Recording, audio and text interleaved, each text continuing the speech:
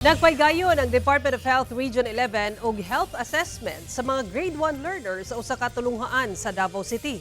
Kinisubay silang programa nga early detection para bawat bata malusog.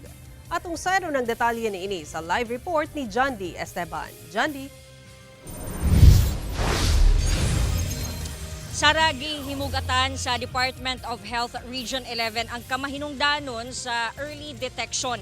Aron mahibawan nila kung unsa ang mga intervention ang ilahang idalit alang sa mga bata aron dili maapektuhan ang ilahang pagtuon.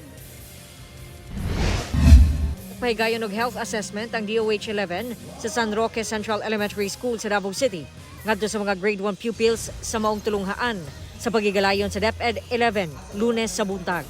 Sa mong programa, sutaon ang estado sa panlawas sa mga bata alang sa mga kinahanglang intervention nga paghimuon sa DOH ngadto kanila.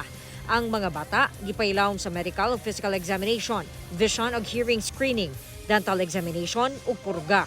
This really of great help to our learners, especially for the grade 1. Because at the early start of the school year, we already know their health status, the physical, the dental, and other matters to be considered in order to have a good foundation, of course, in their education. Gihimugatan sa DOH-11 ang kamahinungdanon sa early detection sa mga bata. Sagad matud pa sa mga problema sa mga bata ang kakulang sa timbang tungod sa kakulang sa saktong nutrisyon. Makaapekto matud pa kini sa pagtuon sa mga bata. Unang-una, ang bakit grade 1 dahil ihanda natin sila sa mga darating na mga interventions na ating gagawin.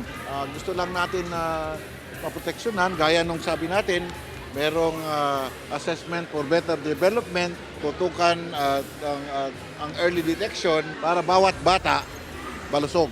Target sa DOH-11 nga kapin 2,000 ka bata sa managlahing tulungaan ang mupailawom sa mga programa sa Davao Region.